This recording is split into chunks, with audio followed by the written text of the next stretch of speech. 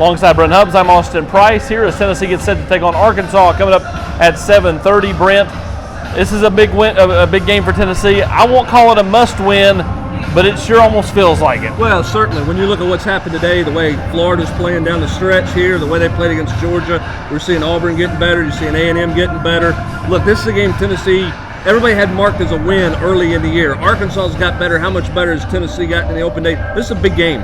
This game feels like almost a no-win for Tennessee. If you win, everybody goes, okay, you're supposed to win. If you lose, it's Katie bar the door, the ship sinking type of feeling around, Big Orange Nation. Well, I tell you what, I'd rather take the win if you're Tennessee. No doubt. Nobody cares as opposed to the other side. So, listen, Tennessee's got to come out and play well. They've got to establish themselves early in this game. I think it's going to be really important, Austin. I want your thoughts. How does Tennessee handle things when it goes bad, if something bad happens early in this game? Well, that's what I was talking with one of the guys from the SEC Network about in pregame is, how's Tennessee going to respond if Arkansas were to have a few things go their way early on? Because it sure feels like, everything's went against Tennessee the last 10 quarters or so. Is it, here we go again, or is it, guys, let's snap out of it, let's go make a play? The leadership could be tested if that happens. Although if Tennessee gets off to a quick start, all of a sudden things can, they can start feeling happy and build upon it. Yeah, no question. I think the start of this game is really important. I know Coach Pruitt always talks about the middle eight. I think the middle eight is important. But tonight, this one feels like the first quarter is really important. Tennessee needs to get settled into this game. They don't need to get blitzed by anything early with a turnover, mistake, something bad, give up a big play. They need to get settled into a football game. I think that's big for this team tonight. Notes in this game, Alontae Taylor did not make the trip. Hamstring kind of re-aggravated it and then just wasn't able to get healthy enough to warrant making the trip. Tennessee would rather have a young kid that maybe hasn't played that is 100% versus a kid that's 70% and Alontae Taylor. So more on Kenneth George tonight, more on those younger kids. Yeah, and look, this is an Arkansas team that's feeling pretty good at the receiver position. They got a couple of young guys coming on. Felipe Franks throwing it.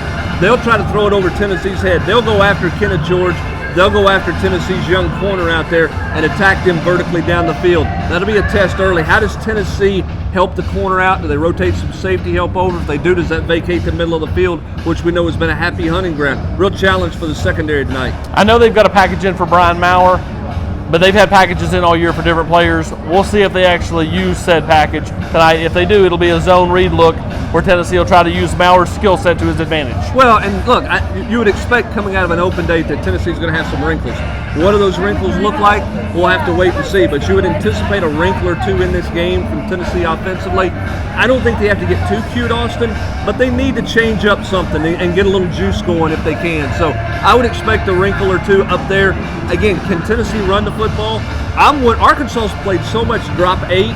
Does Arkansas say, they didn't last week against A&M. Right, and does Arkansas say, you know what, we're not real worried about anybody outside of Josh Palmer and your receiving core. We're going to load up in the box and say you're not going to run it. That's what I do.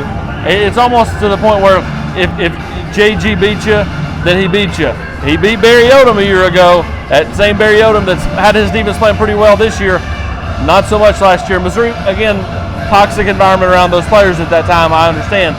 But he's had some success against the Tigers. Yeah, and we'll see. This is an Arkansas team with a lot of confidence. Where's Tennessee's confidence level?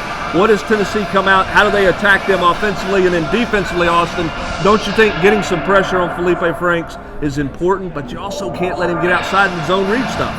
Oh, I think it's going to be paramount. Tackling is going to be key, especially tackling him. He is a bigger quarterback. That is tougher to get down when he tries to use his legs. The Tennessee's going to need to tackle well tonight. For Brent Hubbs, I'm Austin Price for the 2-Minute Drill here in Fayetteville.